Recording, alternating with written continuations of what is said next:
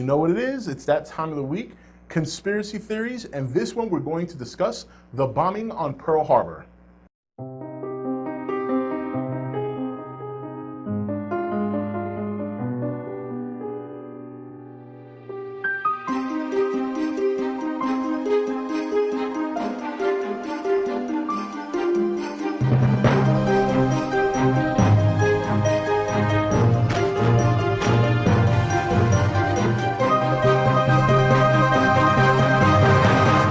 Okay guys, welcome back. So I know some of you are like, wait a minute, there's a conspiracy behind this? And it's a slight one. It's a slight one. It's something that's not as out there as some of the more popular conspiracy theories, because a lot of people, even if it's true, are not necessarily against it, although they did not like the results of what this conspiracy theory entails. And a lot of historians dispute this.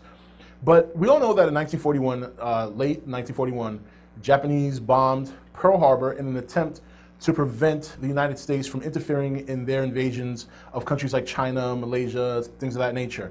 That was one of the reasons. And it was an attack that was considered a war crime, because Japan not only did not declare war on the United States, they were actually, like not even 24 hours before the attack, negotiating peace discussions with the United States, trying to find a way to come to an agreement that would get Japan out of these countries, but also provide them with the resources they were seeking, primarily rubber, oil, things like that.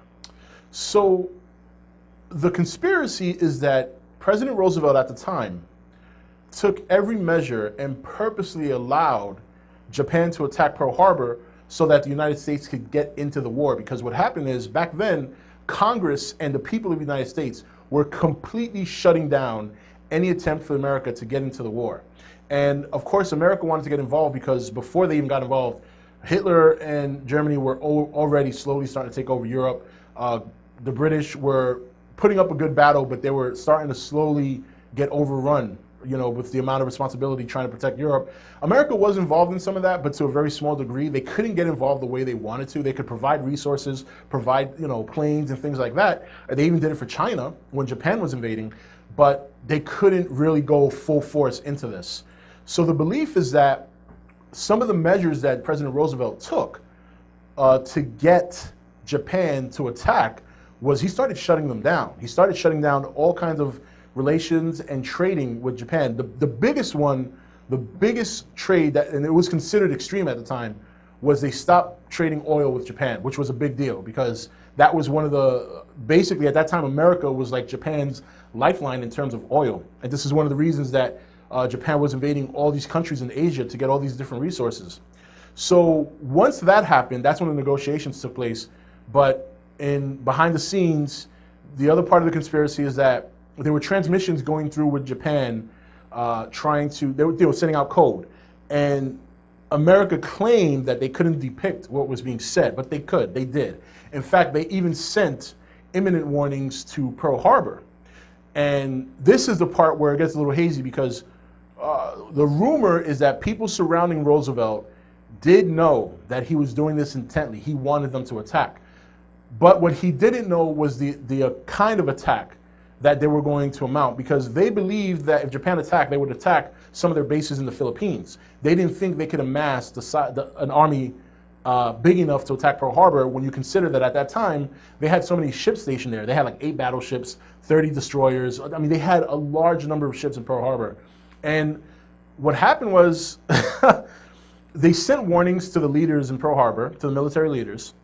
And while they didn't say directly there would be an attack, they would keep telling them an attack is imminent, prepare.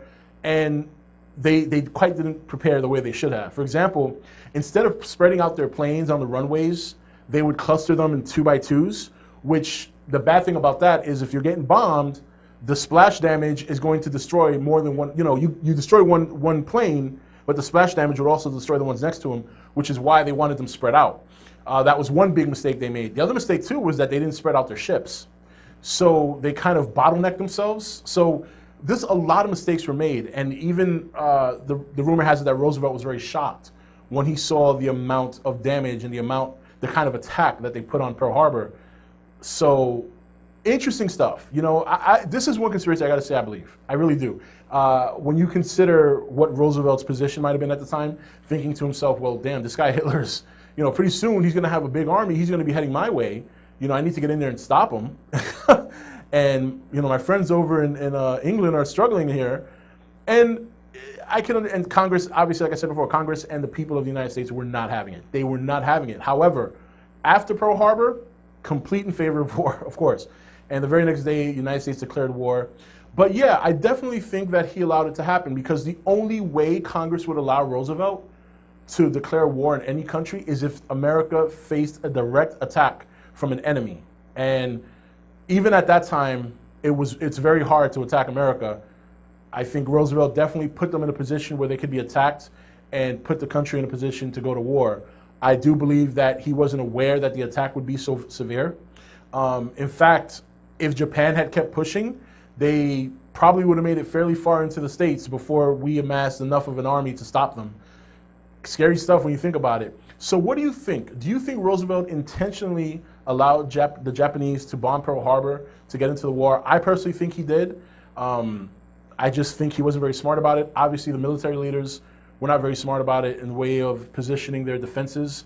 Everybody assumed they would attack the Philippines, and they ended up attacking with 419 planes, I think 6 carriers, 8 cruisers, something like 29 battleships. I mean, it was just crazy, crazy. Oh, and then of course they had 8 submarines, and I think I forget what they call them, they're like single subs or smaller submarines.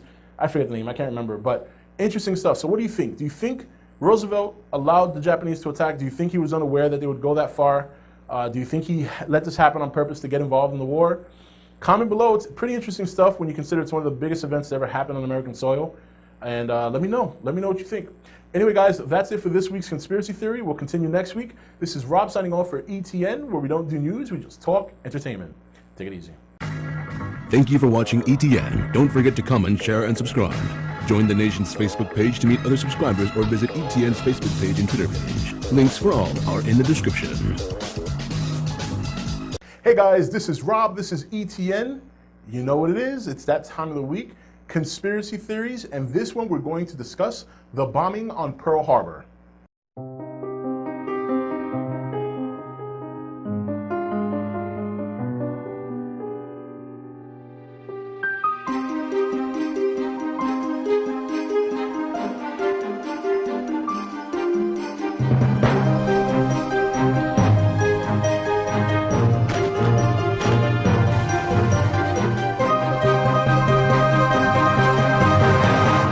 Okay guys, welcome back. So I know some of you are like, wait a minute, there's a conspiracy behind this? And it's a slight one. It's a slight one. It's something that's not as out there as some of the more popular conspiracy theories, because a lot of people, even if it's true, are not necessarily against it, although they did not like the results of what this conspiracy theory entails. And a lot of historians dispute this. But we all know that in 1941, late 1941, Japanese bombed